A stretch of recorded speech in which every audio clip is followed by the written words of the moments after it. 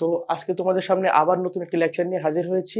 আমাদের লেকচার হচ্ছে এটা হচ্ছে লেকচার 5 এবং আমাদের টপিক হচ্ছে কঙ্কাল তন্ত্র এবং জিনতত্ত্ব। তাহলে চলো সবাই দেরি না করে লেকচারের ভিতরে প্রবেশ করা যাক। তো আমার ইন্ট্রো প্রথমে দিলাম, আবারও দিয়ে দিচ্ছি। আমি তানভীর আহমেদ খান, ঢাকা নার্সিং কলেজে পড়াশোনা করি।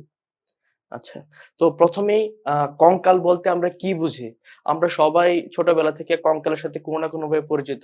আমরা হয়তো কেউ বাস্তবে দেখেছি, বা হয়তো পড়াশোনা করতে গিয়ে দেখেছি, বা বিভিন্ন সোশ্যাল মিডিয়ায়, মোবাইলে বা টিভিতে দেখেছি। কঙ্কাল বলতে বোঝায় আমাদের শরীরের অভ্যন্তরীণ যে শক্ত কাঠামোটা, সেটাকে আমরা বলি কঙ্কাল, বা সেটার ইংরেজিতে আমরা কি বলি? স্কেলেটন। এখন যদি আমরা চিত্রটা দেখি, এই সম্পূর্ণটা হচ্ছে একটা মানুষের কঙ্কাল। এখন মনে হতে পারে যে ভাই আমরা কি আসলেই দেখতে এরকম? হ্যাঁ, আমরা কিন্তু আসলে দেখতে এরকম। আমাদের শরীরে যদি রক্ত, মাংস, চামড়া সবগুলো আমরা খুলে নিই মানব দেহের ক্ষেত্রে, তাহলে আমরা এরকম একটা স্ট্রাকচার পাবো। আমরা এরকম, এখানে থাকবে আমাদের মাথা, এটা হাত, এটা ডান হাত, এটা বাম হাত। এই যে মাঝখানে, এটা হচ্ছে আমাদের বক্ষ পিঞ্জর। আমাদের যে বুকের খাঁচাটা, বা যেটা আমরা বলি বুকের পাঁজর, সেটা হচ্ছে বুকের পাঁজর। তারপরে ওই যে পিছনে, এটা হচ্ছে মেরুদণ্ড। তারপরে এটা হচ্ছে পায়ের সবচেয়ে বড় অংশ, যেটা ফিমার। তারপরে এই যে এখানে হচ্ছে হাঁটু, এটা পা, এটা হচ্ছে পায়ের আঙুল। তো ক্রমান্বয়ে সবগুলা মিলে হচ্ছে আমাদের কঙ্কাল তন্ত্র। তো এখানে এই চিত্রটা দেওয়ার মেইন উদ্দেশ্য হচ্ছে কঙ্কাল তন্ত্র সম্পর্কে, যাতে তোমাদের প্রাথমিক একটা কনসেপ্ট রেডি হয়ে যায় যে আসলে কঙ্কাল তন্ত্র বলতে আমরা কি বুঝি, আমাদের মানব দেহের ভিতরে কি কি আছে, এই সবটা নিয়ে হচ্ছে আমাদের কঙ্কাল তন্ত্র। তো প্রথমে যদি আমরা দেখি, ইন্ডিভিজুয়ালি ভাগ করে দেখি, এই অংশটা, এটাকে বলা হয় করোটি। করোটি বলতে হচ্ছে আমাদের যে মাথার খুলি, বা হচ্ছে স্কাল, যেটাকে আমরা বলি মাথার খুলি বা স্কাল, সেটাকে বলে হচ্ছে করোটি। এই করোটির উপরে যে তালুটা, সেটাকে বলা হয় কি? করোটিকা। তারপরে এখানে চোখের নিচে, এটাকে বলা হয় মেক্সিলা। তারপরে ওইখানে ওই মারের পাশে, সেটাকে বলা হয় ম্যান্ডিবল। বুঝতে পারছি আমরা? উপরে করোটিকা, তারপরে ম্যাক্সিলা, তারপরে হচ্ছে ম্যান্ডিবল। তারপরে যদি আমরা নিচের দিকে আসি, যে বক্ষ পিঞ্জর, যেটাকে আমরা বলি বুকের পাঁজর। তো এটা আমরা সাধারণত কখন দেখতে পাই? যখন আমরা গরু জবাই করে, বিশেষ করে কুরবানির সময়, তখন আমরা যখন অনেকে হাড় কাটতে যাই, তখন প্রথমেই কিন্তু চোখের সামনে আমাদের গরুর বা খাসি যেটাই বলি আমরা, কিন্তু বক্ষ পিঞ্জরটা আমরা পাই। তো এটা অনেক ক্ষেত্রে মানুষের মতো। তো মানুষের বক্ষ পিঞ্জরটা হচ্ছে এমন। তো এই যে মাঝখানে যে হাড়টা, এটাকে বলা হচ্ছে স্টারনাম। এটাকে বলা হচ্ছে কি? স্টারনাম। এবং ওই যে পাশে যে সংযোগকারী অংশগুলা, সেগুলোকে বলা হচ্ছে পরশুকা। সেগুলোকে বলা হচ্ছে পরশুকা। কখনো যদি তোমাদের চিত্র দিয়ে এরকম আসে কোনটা স্টার নাম আর কোনটা পরশুক, আশা করি তোমরা সবাই আনসার করতে পারবা। তারপরে আসি এখানকার এই যে শক্ত, যেটা, সেটাকে বলা হচ্ছে মেরুদণ্ড। তো আমরা ছোটবেলা থেকে একটা ভাব সবসময় পড়ে আসি কি? শিক্ষাই জাতির মেরুদণ্ড, আর নার্সিং এর মেরুদণ্ড হচ্ছে মেডিবি। তো এটা হচ্ছে মেরুদণ্ড, বা আমাদের যে স্পাইনাল কর্ড, সেটা হচ্ছে আমাদের মেরুদণ্ড। তো এই যে এখানে আমরা মেরুদণ্ড দেখাই, উপরে এই যে হাড়গুলো, এগুলো হচ্ছে কশেরুকা। এই যে ডান পাশে সেটা হচ্ছে ডান পাশে, এবং বাম পাশে এগুলো হচ্ছে কি? পিউবিস। এই যে মাঝখানে যে ত্রিকোণাকার অংশটা, এটাকে হচ্ছে স্যাক্রাম। আর স্যাক্রামের যে মাথা, এই যে সুচালো অংশটা, সেটাকে বলা হয় কক্কিস। আর হচ্ছে আমাদের যে পায়ুপথ, পায়ুপথের উপরে যে হাড়টা থাকে, সেটাকে বলা হচ্ছে ইলিয়াম। তারপরে যদি আমরা এইদিকে আসি, হাতের ক্ষেত্রে আসি, তো আমাদের যে হাতটা যদি আমরা চিন্তা করি, হাতের যে বাহুটা, যে বা মানে যে আর্মটা, সেখানে যে হাড়টা থাকে, সেটাকে বলা হচ্ছে হিউমেরাস। সেটাকে বলা হচ্ছে কি? হিউমেরাস। তারপরে হচ্ছে এই যে ছোট ছোট এখানে দুইটা হাড় থাকে, হাতের আমাদের এখানে দুইটা হাড় থাকে, একটাকে বলা হয় রেডিয়াস, একটাকে বলা হয় আলনা। এই পাশেরটা হচ্ছে রেডিয়াস, আর ওই পাশেরটা হচ্ছে কি? আলনা। একসাথে বলা হয় রেডিয়াস আলনা। তারপরে হচ্ছে এই যে কবজিটা, এই যে আমাদের কবজিটা, এই যে কবজিটা এখানে এখানে দেওয়া আছে, এই কবজিটাকে বলা হচ্ছে কার্পাল। এই কবজিটাকে কি হচ্ছে? কার্পাল। আর এখানে যে পাঁচটা আঙ্গুল, এই যে এই পাঁচটা আঙ্গুলকে বলা হচ্ছে ফ্যালাঞ্জাস। পায়ের আঙ্গুলের ক্ষেত্রেও কিন্তু সেম। তাহলে আমরা কি বুঝতে পারলাম? এই পাশেরটা হচ্ছে রেডিয়াস, এটা হাতের ক্ষেত্রে। এই পাশেরটা হচ্ছে আলনা। আর হচ্ছে কবজিটাকে বলা হচ্ছে কি? কার্পাল। আর ওই যে কবজির নিচে আঙ্গুলের যে গোড়াটা, সেটাকে বলা হচ্ছে মেটাকার্পাল। আর হচ্ছে ওই ছোট ছোট আঙ্গুল গুলা, সেটাকে বলা হচ্ছে ফ্যালাঞ্জেস। তারপরে এখন আমরা হাত বুঝলাম, এখন তাহলে আমরা চলো পায়ে চলে আসি। পায়ে এই যে অংশটা, এই যে পায়ে যে আমাদের যে থাই যেটা আমরা বলি, সেটাকে বলা হচ্ছে ফিমার। সেটাকে বলা হচ্ছে ফিমার। তো একটা জিনিস মনে রাখবা, যদি কঙ্কাল তন্ত্র থেকে একমাত্র একটা প্রশ্ন আসে, সেই একটা প্রশ্নই হবে কি, মানব দেহের সবচেয়ে বড় অস্থি কি, বা সবচেয়ে বড় হাড় কি, বা সবচেয়ে বড় বোন কি, সেটা হচ্ছে ফিমার। তো এটা সবাই ভিবিআই দিয়ে, ভিবিআই মানে ভেরি ভেরি ইম্পর্টেন্ট দিয়ে মার্ক করে রাখো। যদি কঙ্কাল তন্ত্র থেকে একটা প্রশ্ন আসে, সেই একটা প্রশ্ন হবে ফিমার। মানে ফিমার হচ্ছে কি, পায়ের সবচেয়ে বড় অস্থি। ইভেন মানব দেহের সবচেয়ে বড় অস্থি হচ্ছে ফিমার, বা অস্থি জায়গায় থাকবে হাড় বা থাকবে বোনস। তো সবচেয়ে বড় অস্থি হচ্ছে ফিমার। তো ডান পায়ে একটা ফিমার আর আমাদের বাম পায়ে হচ্ছে আরেকটা ফিমার। টোটাল আমাদের মানব দেহের দুইটা ফিমার আছে। আচ্ছা, তারপরে আসি, এই পাশে আছে ওই যে হাঁটুর যে আমাদের যেখানে একটা চাকতির মতো আছে, এটাকে বলা হয় প্যাটেলা। আর হাতের ক্ষেত্রে আমরা কি পেয়েছিলাম, রেডিয়াস আলনা। আর এখানে আছে টিবিয়া আর হচ্ছে ফিবুলা, টিবিয়া এবং ফিবুলা। আর হচ্ছে ওইখানে গোড়ালির অংশটা, সেটাকে বলা হয় টার্সাল। তার নিচে আছে মেটাটার্সাল। আর এই যে পাঁচটা থোকা থোকা আঙুল, সেটাকে বলা হচ্ছে ফ্যালাঞ্জেস। অর্থাৎ আমাদের হাতের আঙুল হোক বা পায়ের আঙুল হোক, টোটাল 10টা আঙুল। এই 10টা আঙুলকে একসাথে বলা হবে কি, ফ্যালাঞ্জেস। তাহলে কঙ্কাল তন্ত্র সম্পর্কে আমরা প্রাথমিক একটা আইডিয়া পেয়ে গেলাম। তাহলে আমরা পরবর্তী স্লাইডে যাই। এখন আমরা আসি, কঙ্কাল তন্ত্র বলতে আমরা কি বুঝি। কঙ্কাল তন্ত্র বলতে আমরা কি বুঝি, বিশেষ ধরনের যোজক কলা। তো যোজক কলা কিন্তু আমরা আরেক জায়গায় পড়ছিলাম, সেটা হচ্ছে রক্ত। তো তাহলে কি আমরা যখন পড়বো, দুইটা টপিকের সাথে আমরা ইন্টার কানেক্টেড করে পড়বো, তাহলে কি আমাদের মনে রাখতে সুবিধা হবে। বিশেষ ধরনের যোজক কলা বা হচ্ছে টিস্যু নির্মিত অস্থি ও তরুণাস্থির সমন্বয়ে গঠিত যে তন্ত্র দেহের কাঠামো নির্মাণ করে, নরম অঙ্গগুলোকে সংরক্ষণ করে, দেহের ভার বহন করে এবং পেশি সংযোজনের জন্য উপযুক্ত স্থান সৃষ্টি করে, তাকে বলা হয় কঙ্কাল তন্ত্র। এটা হচ্ছে আমাদের বুকিশ ডেফিনেশন। এখন যদি আমরা এটা বলে খাঁটি বাংলায় বুঝতে যাই, আমরা সবাই রেসলিং দেখি, একজন আরেকজনকে উপরে তুলতেছে, আবার 20 ফুট উপর থেকে নিচে ফেলে দিতেছে, বা হচ্ছে মেসি ড্রিবলিং করতেছে, সার্জিও রামোসকে থেকে ধাক্কা দিয়ে ফেলে দিতেছে। তো আমাদের কখনো মনে হয় না, ওই যে মেসি যে পড়ে গেল, তাকে ভিতরে হার্ট আছে, লাংস আছে, লিভার আছে, তো এগুলোকে কে রক্ষা করতেছে? তো এই যে মেসি পড়ে গেল, বা হচ্ছে বিক্স পড়ে গেল, বা আন্ডারটেকার পড়ে গেল, জনসেনা পড়ে গেল, তো এই যে তাদেরকে ভিতরের অঙ্গ প্রত্যঙ্গ গুলোকে রক্ষা করছে কে? আমাদের কঙ্কাল তন্ত্র। তাহলে কি আমরা বুঝতে পারছি কঙ্কালতন্ত্রের বিষয়টা কি, যে আমাদের ভেতরের যে অভ্যন্তরীণ অঙ্গগুলা, সেটাকে রক্ষা করছে আমাদের কঙ্কালতন্ত্র। এবং আমাদের যে কাঠামো, এই যে এখন যদি আমরা বলি, উদাহরণ দিই, বিশ্বের সবচেয়ে হ্যান্ডসাম ব্যক্তি ধর ঋত্বিক রোশন, বা হচ্ছে কি, আমরা যদি হলিউড কোন ব্র্যাড পিটের কথা বলতে পারি আমরা, বা টম ক্রুজের কথা বলতে পারি, এই যে তাদের যে স্ট্রাকচার, এই স্ট্রাকচার গুলা কে প্রদান করছে? সেটা হচ্ছে এই কঙ্কালতন্ত্র। তারপর কি বলছে, এটা কে নির্মিত? অস্থি এবং তরুণাস্থি। এখন অনেকের মনে প্রশ্ন আসতে পারে, ভাইয়া অস্থি কি, তরুণাস্থি কি? তো অস্থির ক্ষেত্রে আমরা বলি, আমাদের শরীরের দৃঢ় অংশগুলো, যেমন আমাদের হাত, আমাদের পা, আমাদের মাথা, তারপর আমাদের যে বক্ষপিঞ্জর, এখানে যে দৃঢ় অস্থিগুলো আছে বা শক্ত, সেগুলোকে বলছি আমরা অস্থি।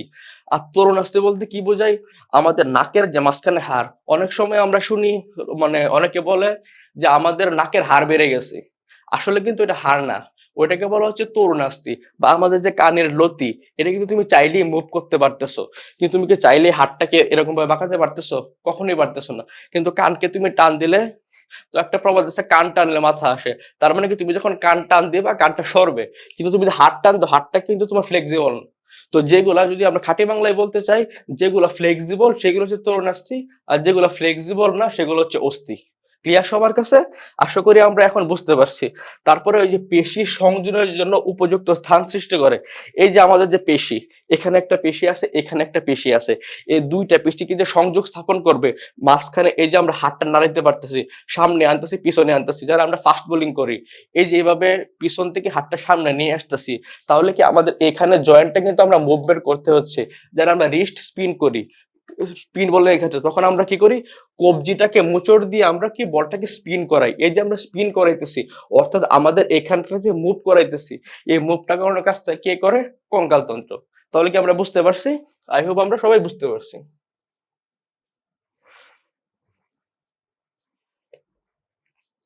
তারপর আমরা পরের স্লাইডে যাই। মানব দেহে 206 খানা হাড় আছে। Very very important question. মানব দেহের 206 খানা হাড় বা অস্থি নিয়ে গঠিত। অর্থাৎ আমাদের যখন যখন আমরা বাচ্চা থাকি বা শিশু অবস্থায় তখন আমাদের হাড়গুলো আরো বেশি থাকে, কিন্তু যখন একজন পূর্ণবয়স্ক বা প্রাপ্তবয়স্ক মানুষ হয় তাদের ক্ষেত্রে 206টা হাড়ই থাকে। যেমন আমাদের সবার স্বাভাবিক অবস্থায় দাঁত থাকে 32টা, ঠিক তেমন ভাবে যেমন আমাদের সবার স্বাভাবিক মানুষের চোখ হচ্ছে 2টা, নাক একটা, কান 2টা, ঠিক তেমন ভাবে আমাদের যে মানব দেহে যে হাড় টোটাল এটা 206টা ফিক্সড, এটা বাড়বেও না একটা কমবেও না। তো যদি পরীক্ষায় আসে আমাদের এক মানব দেহের হাড় কয়টি, তো আমরা সরাসরি আনসার করবো কতটি, 206টি। কতগুলা, 206টা। এটা একটা আসার মতো গুরুত্বপূর্ণ কোয়েশ্চন। মানব দেহের কঙ্কাল তন্ত্র প্রধানত 2টা ভাগে বিভক্ত। বলুন তো কয়টা ভাগে বিভক্ত? 2টা ভাগে। একটা হচ্ছে অক্ষীয় কঙ্কাল, একটা হচ্ছে উপাঙ্গীয় কঙ্কাল। তো এটা আমরা আস্তে আস্তে ডিটেইলস জানার চেষ্টা করব। তো প্রাথমিকভাবে আমরা কি জানবো, মানব দেহে যে আমাদের কঙ্কাল তন্ত্রটা সেটাকে টোটাল 2টা ভাগে ভাগ করা হয়েছে। একটা হচ্ছে অক্ষীয় কঙ্কাল আর একটা হচ্ছে কি উপাঙ্গীয় কঙ্কাল। এখন আসি অক্ষীয় কঙ্কাল নিয়ে।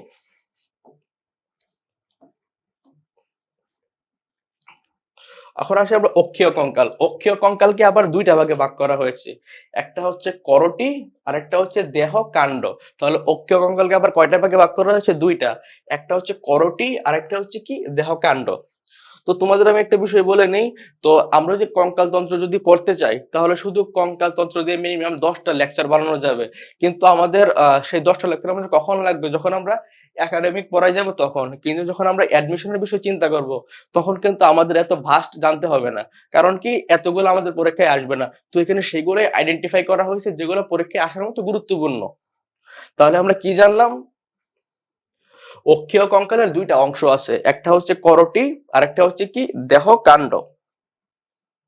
আচ্ছা, এখন আসি করটি 29টি অস্থি নিয়ে গঠিত। করটি কতটি নিয়ে অস্থি গঠিত? 29টি অস্থি নিয়ে গঠিত। তাহলে আমরা কি জানি টোটাল হাড় কয়টা? 206টা। তার মধ্যে করটি কয়টা নিয়ে নিল? 29টা। তাহলে করটি 229টি অস্থি নিয়ে গঠিত। মেরুদণ্ড এবং বক্ষপিঞ্জর, মেরুদণ্ড আমাদের পেছনে আছে, বক্ষপিঞ্জর আমাদের সামনে আছে, এই দুটি সমন্বয়ে দেহকাণ্ড গঠিত হয়। অর্থাৎ আমরা যদি বৃক্ষ চিন্তা করি, বৃক্ষের কাণ্ড কি, যে মোটা সরু অংশটা সেটাই হচ্ছে আমাদের কাণ্ড। আর মানব দেহের দেহ কাণ্ড কি নিয়ে গঠিত? এই যে আমাদের পেছনের মেরুদণ্ড এবং সামনে হচ্ছে বুকের যে পাঁজর, সে বুকের পাঁজর। তো এটা হচ্ছে বক্ষপিঞ্জর নিয়ে আমাদের দেহকাণ্ড গঠিত হয়। টোটাল 33টি অনিয়ত আকৃতির অস্থিখণ্ড বা কশেরুকা নিয়ে মানুষের মেরুদণ্ড গঠিত হয়। এখন প্রশ্ন আসতে পারে, অনিয়ত আকৃতির বিষয়টা আমাদের কি বোঝায়? আমরা একটা মেরুদণ্ড আঁকার চেষ্টা করি।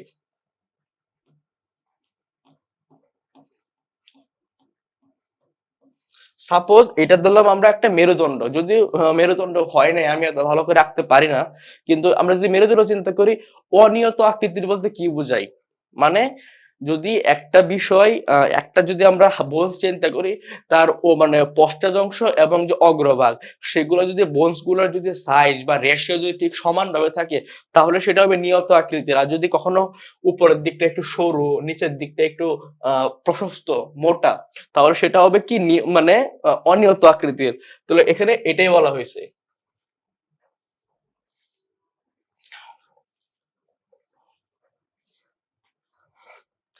এখানে অনিয়ত আকৃতির অস্থিখণ্ড বা কশেরুকা নিয়ে মানব দেহের মেরুদণ্ড গঠিত হয়। তাহলে পরীক্ষা যদি আসতে পারে যে মেরুদণ্ড কি নিয়ে গঠিত হয়, সেটাই হবে অস্থিখণ্ড বা হচ্ছে কশেরুকা।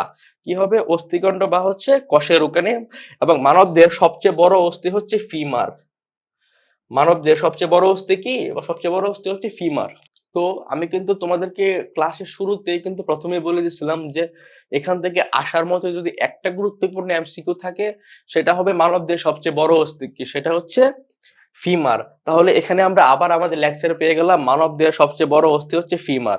তো ফিমার হচ্ছে উরুর অস্থি। উরুকে আমরা কি বলি? থাই বলি। উরুকে কি বলি? আমরা থাই বলি, যা মানুষের ঊর্ধ্ব পায়ের অস্থি। তো পাকে যদি আমরা 2টা অংশে ভাগ করি, আমাদের হাঁটু থেকে আমাদের কোমরের যে জয়েন্ট, এটা এটা হচ্ছে আমাদের মানে ঊর্ধ্ব পায়ের অস্থি। আর যদি হাঁটু থেকে আমাদের পায়ের আঙ্গুল বা পায়ের পাতা পর্যন্ত চিন্তা করি, সেটা হচ্ছে আমাদের নিম্ন পায়ের অস্থি বা নিম্নাস্থি। তাহলে কি আমরা পার্থক্যটা বুঝতে পারছি যে ফিমার কোথাকার অস্থি? ফিমার হচ্ছে উরুর অস্থি। ফিমার হচ্ছে কি? উরুর অস্থি, এবং এটা হচ্ছে ঊর্ধ্ব পায়ের অস্থি। এখন আমরা ফিমার নিয়ে ডিটেইলস জানবো। ফিমার এবং টিবিয়ার মাঝখানে প্যাটেলা নামে একটি ত্রিকোণাকার অস্থি থাকে, যেটা কিন্তু আমি তোমাদেরকে যখন ওই প্রথমেই স্কেলেটনটা দেখাইছিলাম, এই যে এই যে ত্রিকোণাকার, এই যে ত্রিকোণাকার যে অস্থিটা থাকে সেটাকে হচ্ছে প্যাটেলা বলে। দ্য ফিমার এবং টিবিয়ার, এই যে ফিমার, এই যে ফিমার, এই যে টিবিয়া, এই যে মাঝখানে এই যে ছোট যা ত্রিকোণাকার একটা গোল বলের মতো অস্থি, সেটাকে বলা হচ্ছে সেটাকে বলা হচ্ছে প্যাটেলা। সেটাকে কি বলা হচ্ছে? প্যাটেলা। যে একটি প্রায় ত্রিকোণাকার অস্থি অবস্থা, যা হাঁটুর হাড়ের একটি অংশ। তাহলে এটা কিসের অংশ? হাঁটুর হাড়ের একটি অংশ।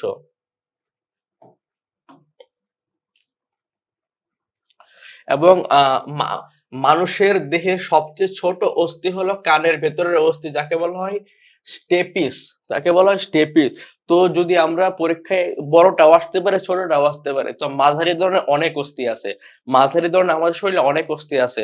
তো সবচেয়ে বেশি চিহ্নিত করা হয় কোনটা? সেটা হচ্ছে মানুষের দেহের যে অস্থি, সবচেয়ে বড় অস্থি এবং সবচেয়ে ছোট অস্থি। তো সবচেয়ে বড় অস্থি আমরা সবাই জানি, সবচেয়ে বড় অস্থি হচ্ছে ফিমার।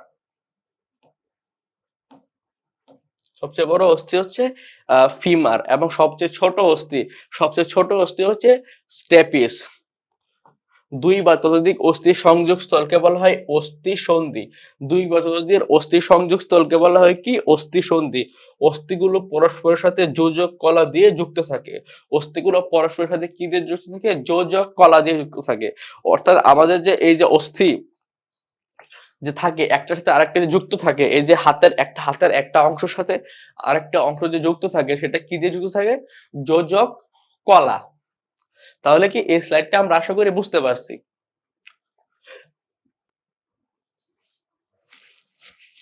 এখন আমরা আসি অস্থি সন্ধি নিয়ে। তো অস্থি সন্ধি সম্পর্কে এখানে আমরা কি পড়ছিলাম? দুই বা ততোধিক অস্থি সংযোগকে অস্থি সন্ধি বলে। মানে দুই বা ততোধিক যে অস্থি থাকবে, যখন একসাথে এসে একটা জায়গায় মিলিত হবে, যদি এই যে একটা অস্থি, এই যে একটা অস্থি, এই যে একটা অস্থি, মাঝখানে যে জায়গাটায় মিলিত হয়েছে, সেটাকে কি বলা হচ্ছে? অস্থি সন্ধি। আচ্ছা, এখন অস্থি সন্ধির আমরা প্রকারভেদ জানবো। অস্থি সন্ধি সাধারণত তিন প্রকারের হয়ে থাকে। অস্থি সন্ধি সাধারণত কত প্রকারের হয়ে থাকে? তিন প্রকার। যথা তন্তুময় অস্থি সন্ধি, তরুণাস্থিময় সন্ধি, সাইনোভিয়াল সন্ধি। তন্তুময় সন্ধি, তরুণাস্থিময় সন্ধি, সাইনোভিয়াল সন্ধি। তাহলে যদি পরীক্ষায় আসে যে অস্থি সন্ধি কত প্রকারের, তো আমরা কি কি বলবো ভাইয়ারা? তিন প্রকারের। তো প্রথমটা কি? প্রথমটা হচ্ছে তন্তুময়, অর্থাৎ এখানে ফাইবার থাকবে। তারপরে তরুণাস্থিময়, যেটা হচ্ছে আমাদের শরীরে নমনীয় যে হাড়টা সেটা থাকবে। আরেকটা হচ্ছে সাইনোভিয়াল সন্ধি, আরেকটা কি? সাইনোভিয়াল সন্ধি। এখন তারপরে আসি, মানুষের চলনে পেশির সাথে অস্থি অনেক গুরুত্বপূর্ণ ভূমিকা পালন করে। সেটা অবশ্যই, কারণ আমরা যখন পেশিটা যখন, যেটা আমি প্রথমে বললাম, আমরা যখন ফাস্ট বোলিং করব, তখন কিন্তু আমাদের পেশিটাও প্রসারিত হইতেছে, আমাদের হাড়টাও কিন্তু মুভ করতেছে। অর্থাৎ আমাদের পেশির সাথে হাড়ের একটা ওতপ্রোতভাবে সম্পর্ক জড়িত। বুঝতে পারছি? আমাদের যে পেশি থাকবে, সেই পেশির সাথে হাড়ের একটা ওতপ্রোতভাবে সম্পর্ক জড়িত থাকবে। কারণ হচ্ছে, যখন ওই যে বললাম আমরা বল করতেছি, যদি আমরা ওই হাড়ের সাথে অস্থিটা মানে পেশিটা সংযুক্ত না থাকে, তাহলে যখন আমরা বল বল করে যাই, তাহলে আমরা বলও মানে যখন আমরা বলটা নিক্ষেপ করলাম সামনের দিকে, তখন বলও যাইতো আমাদের শরীর থেকে, কি হাড়গুলো সামনে খুলে চলে যাইতো, যদি পেশি সেগুলাকে আবদ্ধ করে না রাখতো। তার মানে আমরা কি বুঝতে পারলাম? পেশির সাথে অস্থিসন্ধি ওতপ্রোতভাবে জড়িত। তারপরে মানব দেহের কঙ্কাল তন্ত্রের কাঠামোর উপরে আচ্ছাদন হিসেবে পেশিতন্ত্র থাকে। এই যে আমাদের কঙ্কাল তন্ত্রের যে উপরে, কঙ্কাল তন্ত্রের যে উপরে যে বইরা ভাগটা, সেটাকে কি সেটাকে যে আচ্ছাদন করে, অর্থাৎ আবৃত করে রাখে বা কভার করে রাখে, সেটাকে হিসেবে কি থাকে? পেশিতন্ত্র থাকে। এই পেশি অস্থির সাথে টেন্ডন দিয়ে যুক্ত থাকে। এই পেশি অস্থির সাথে টেন্ডন দিয়ে যুক্ত থাকে। এখন হচ্ছে আমরা হচ্ছে টেন্ডন আমরা কি পাই? যখন আমরা মুরগির লেগ পিস খাই, আমরা যখন মুরগির লেগ পিস খাই তখন মাংসের সাথে দেখা যায় কি নরম সাদা সাদা এক ধরনের তন্তুর মতো আছে। তো এই তন্তুর মধ্যে কি মানে কামড় দিলে আমরা রাবারের মতো ফিল পাই। বা যদি আমরা ওইটাও বাদ দিই, আমাদের অনেক সময় সন্ধ্যার সময় বাইরে গিয়ে আমরা কি হালিম খাই, আমরা কি নিহারি খাই। তো ওই ওই যে পায়ার সাথে সাদা সাদা এক ধরনের রাবারের মতো মানে পদার্থ থাকে। তো এগুলোকে আমরা মানে যখন আমরা চিবিয়ে চিবিয়ে খাই তখন একটু স্বাদ লাগে। তো এটাকে কি বলা হয় টেন্ডন। তো মানুষের যেরকম টেন্ডন আছে, গরুরও আছে, মুরগিরও আছে। তো মানুষ এটা আমরা খেতে পারি না, কিন্তু গরুরটা বা মুরগিরটা আমরা খাই। তাহলে টেন্ডনটা কি আমরা বুঝতে পারছি যে এই পেশি অস্থির সাথে টেন্ডন যে যুক্ত থাকে। এই যে আমাদের পেশিটা এবং যে অস্থিটা আমাদের পেশি এবং অস্থির সাথে যে সংযোগ স্থাপন করে, অর্থাৎ ওই যে আমাদের যে ফ্লেক্সিবিলিটিটা দেয়, যেটা বললাম যখন আমরা পেস বোলিং করি, যদি আমাদের যে পেশির সাথে অস্থি যুক্ত না থাকতো তাহলে বল করার সাথে সাথে আমাদের হাড়ও খুলে চলে যেত। কিন্তু হাড়টা কেন খুলে না? ওই টেন্ডন গুলা পেশিটাকে অস্থির সাথে আটকে রাখে। সেই জন্যই আমরা হচ্ছে এই টেন্ডনটা আমাদের যে ফ্লেক্সিবিলিটি দেয়, আমরা যে হাতে যেমন হাতটা আমরা পিছনের দিকে নিয়ে আসছি আবার সামনের দিকে নিয়ে আসতেছি, এই যে আমাদের হাতটা সংকোচন হচ্ছে প্রসারণ হচ্ছে, এটা যে ব্যালেন্সটা কাইন্ড অফ স্প্রিং এর মতো। যেরকম আমরা যখন বাইক চালাই তখন বাইক যখন একটু উঁচু নিচু অবস্থায় দিয়ে যায় তখন সামনে এবং কি থাকে বাম্পার থাকে। ওই বাম্পারটা থাকার কারণে কি হচ্ছে বাইকটা একটা স্টেবল অবস্থায় থাকে। ওই বাম্পারটা হচ্ছে উঁচু নিচু যে অবস্থাটা সেটাকে কভার করে দেয়। টেন্ডনের কাজটা অনেকটা সেরকমই। যখন আমরা কোনো কিছু কাজ করতেছি তো সেইটার সাথে আমাদের অস্থির সাথে যে পেশির সমন্বয়টা কে করে? টেন্ডন করে। তাহলে কি টেন্ডন আমরা বুঝতে পারছি? টেন্ডন আমরা ক্রিকেট খেলা দিয়ে বুঝাইলাম, আমরা নিহারি দিয়ে বুঝাইলাম, আমরা চিকেন ফ্রাই দিয়ে বুঝাইলাম। তাহলে এতক্ষণ আমরা কি বুঝলাম? টেন্ডন সম্পর্কে আমরা জানতে পারলাম। এখন আমরা আসি কঙ্কাল তন্ত্রের শ্রেণীবিন্যাস নিয়ে। কঙ্কাল তন্ত্রের শ্রেণীবিন্যাস আমরা যে কঙ্কাল তন্ত্রটা পড়বো তার যে কি শ্রেণীবিন্যাস বা হচ্ছে যেটাকে বলে আমরা ক্লাসিফিকেশন, আমরা সেটা পড়বো। তো প্রথমে আসে বহিঃকঙ্কাল। বহিঃকঙ্কাল বলতে কি বোঝায়? আমরা একটা ইজিলি একটা জিনিস বলবো যেটা বহি বা অন্ত। যখনই আমরা বহি বুঝবো তো বহি বলতে বোঝায় কি বাহিরে, আর অন্ত বলতে বোঝায় কি ভিতরে। তার মানে বহি মানে কি আমাদের যে বাহিরের যে স্ট্রাকচারটা সেটাকে নিয়ে হচ্ছে বহিঃকঙ্কাল বা হচ্ছে এক্সোস্কেলেটাল সিস্টেম। পরীক্ষায় বহিঃকঙ্কাল তন্ত্র আসতে পারে বা এক্সোস্কেলেটাল সিস্টেমও আসতে পারে। দেহের বাইরে থেকে এদের দেখা যায়, এরা ত্বকের এপিডার্মিস থেকে উদ্ভূত, এই জন্য এদেরকে ত্বক উদ্ভূত অঙ্গাদি বলা হয়। অর্থাৎ কি এদেরকে আমরা দেহের বাইরে থেকে আমরা মানে দেখতে পারি, মানে আমরা খালি চোখে আমাদের এটা দেখা যায়, কিন্তু ওই যে আমাদের যেটা বললাম ফিমার বা হচ্ছে টিবিয়া বা হচ্ছে কি হিউমেরাস, রেডিয়াস, আলনা, ফ্যালাঞ্জেস, এগুলো কিন্তু আমরা বাইরে থেকে দেখতে পারি না। অর্থাৎ এগুলো অন্তঃকঙ্কালের অন্তর্ভুক্ত। আর বহিঃকঙ্কাল কি? যেটা হচ্ছে দেহের বাইরে থেকে দেখা যায়, এরা ত্বকের যে এপিডার্মিস যে স্তরটা এটা থেকে উদ্ভূত। এজন্য এদেরকে ত্বক উদ্ভূত অঙ্গাদি বলা হয়। যেমন হচ্ছে কি নখ, দাঁত, লোম, এগুলা। তাহলে কি আমরা বহিঃকঙ্কাল বলতে কি বোঝায়? যেটা আমরা বাইরে থেকে দেখতে পারি, যেমন আমাদের যে নখ, আমাদের হাতের নখ, পায়ের নখ। তারপরে কি হচ্ছে আমাদের যে দাঁত, টিথ। তারপর হচ্ছে আমাদের শরীরের যে লোম, শরীরের যে লোম গুলো আছে সেগুলো হচ্ছে কি বহিঃকঙ্কালের অন্তর্ভুক্ত, সেগুলো কি বহিঃকঙ্কাল বা এক্সোস্কেলেটাল সিস্টেমের অন্তর্ভুক্ত। তারপরে আসি আমরা অন্তঃকঙ্কাল। অন্তঃকঙ্কাল কঙ্কাল বলতে আমরা সাধারণত অন্তঃকঙ্কালকে বুঝি। আমরা যে আমাদের স্কেলেটন সিস্টেমটা পড়লাম বা আমরা পড়ি সেটা বলতে কি আমরা আমাদের যে অন্তঃকঙ্কাল আছে সে অন্তঃকঙ্কালকে আমরা বুঝি। এটি অস্থি, তরুণাস্থি এবং লিগামেন্টের সমন্বয়ে গঠিত। সেটা হচ্ছে অস্থি, তরুণাস্থি এবং লিগামেন্টের সমন্বয়ে গঠিত। অস্থি, তরুণাস্থি এবং লিগামেন্টের কি সমন্বয়ে গঠিত। তার মানে কি অন্তঃকঙ্কাল কি কি নিয়ে গঠিত? প্রথমে থাকবে অস্থি মানে বোনস, তরুণাস্থি, তারপরে কি থাকবে লিগামেন্টের সমন্বয়ে গঠিত। দেহের বাহির থেকে এদেরকে দেখা যায় না। এখন যদি তুমি কাউকে বলো যে ভাই আপনার ফিমারটা দেখান তো, বা আপনার ফ্যালাঞ্জেস গুলো দেখান তো, আপনার হিউমেরাসটা দেখান তো, বা আপনার টিবিয়া ফিবুলাটা দেখান তো, সে কি পারবে? না, সে পারবে না, কারণ এটা কি অন্তঃকঙ্কাল। তো তোমাকে দেখে দেখাই দিলে তার হাত কাটতে হবে, পা কাটতে হবে, তারপর দেখাইতে হবে, সেটা কখনোই সম্ভব না। হাত পা কাটতে গেলে সে যাবে মারা। ঠিক আছে? তারা অস্থি, তরুণাস্থি নিয়ে এদেরকে গঠিত। দেহের বাহির থেকে এদেরকে দেখা যায় না। এটি দুটি প্রধান ভাগে বিভক্ত। একটি হচ্ছে অক্ষীয় কঙ্কাল, একটি হচ্ছে উপাঙ্গীয় কঙ্কাল। একটি হচ্ছে অক্ষীয় কঙ্কাল, একটি হচ্ছে কি উপাঙ্গীয় কঙ্কাল। তাহলে কি আমরা বুঝতে পারছি যে অন্তঃকঙ্কাল নিয়ে। এটি হচ্ছে আমরা সাধারণত আমরা যে স্কেলেটাল সিস্টেমটা বলি বা আমাদের কঙ্কাল তন্ত্রটা বলি, সেটা হচ্ছে আমাদেরকে অন্তঃকঙ্কাল যেটা, এটি কি নিয়ে গঠিত? এক হচ্ছে অস্থি, দুই হচ্ছে তরুণাস্থি, তিন হচ্ছে কি লিগামেন্ট, এবং এটিকে দুটি অঙ্গে ভাগ করা হয়, একটি হচ্ছে অক্ষীয়, একটি হচ্ছে উপাঙ্গীয়। তারপরে আসি আমরা উপাদান। কঙ্কাল তন্ত্র 5 ধরনের উপাদান নিয়ে গঠিত। কয় ধরনের ভাইয়ারা? টোটাল 5 ধরনের। তো সেগুলা কি তন্তুময় এবং খনিজ সমৃদ্ধ। 5 ধরনের মধ্যে কি থাকবে? তন্তু থাকবে এবং কি থাকবে? খনিজ থাকবে। তন্তু থাকবে আর কি থাকবে? খনিজ থাকবে। তন্তুময় অর্থাৎ ফাইবার এবং খনিজ ম্যাটেরিয়াল সম্পন্ন উপাদান থাকবে। তো প্রথমেই যে উপাদানটা আসে সেটা হচ্ছে অস্থি। সেটা কি হচ্ছে? কি অস্থি, অস্থি বা হচ্ছে কি বোনস, অস্থি বা বোনস।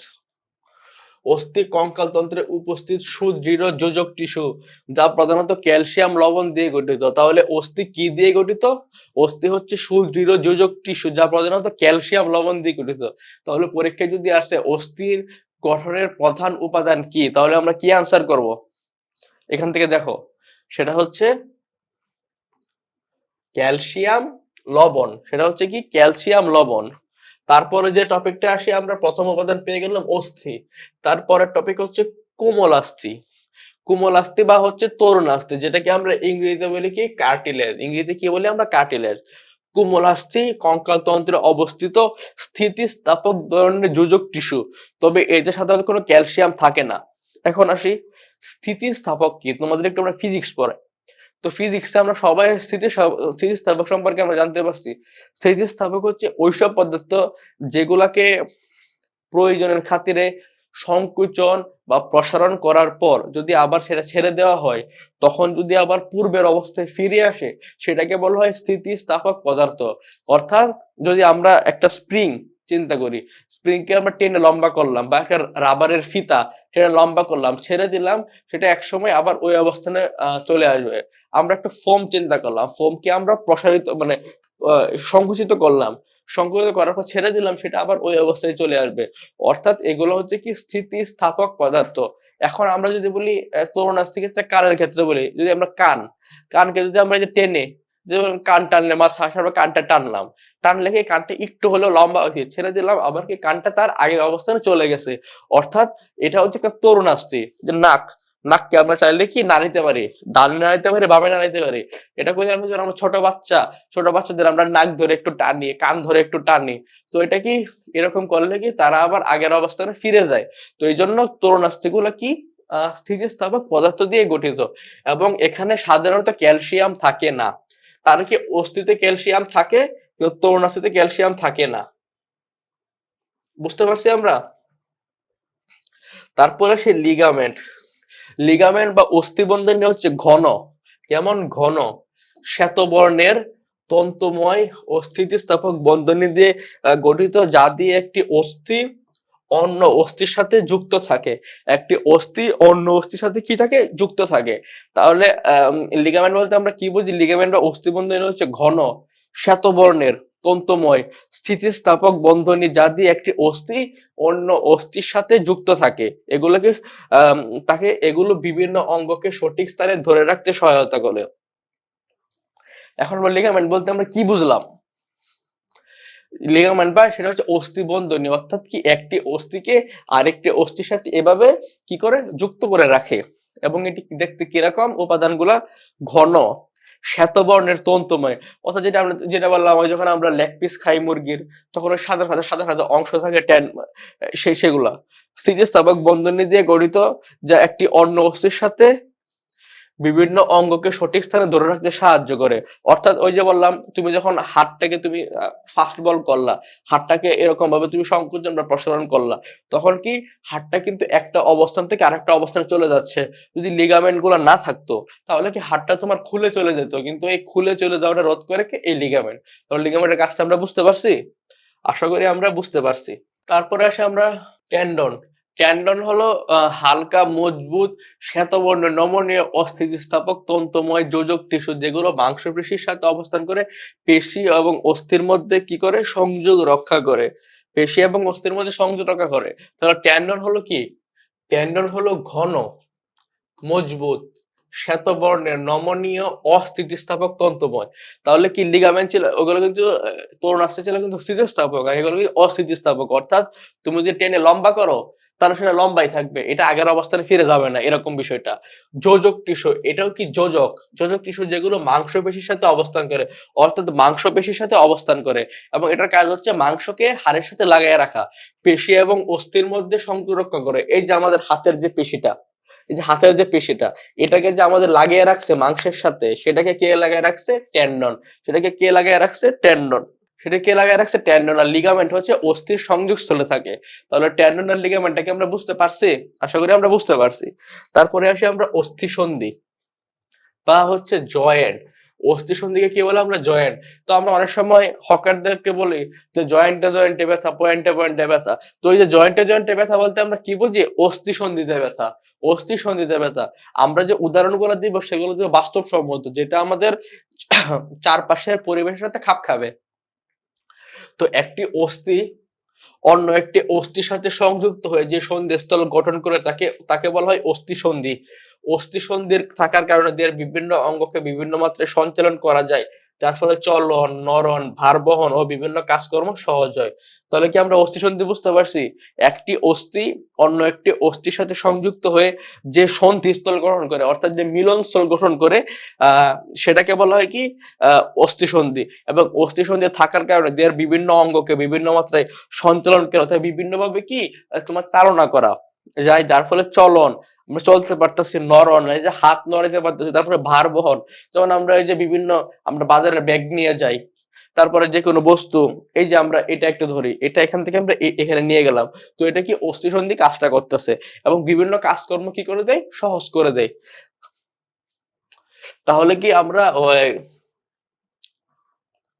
যে আমাদের কঙ্কাল তন্ত্রের যে 5টা ধাপ, সেটাকে আমরা বুঝতে পারছি, 5টা উপাদান।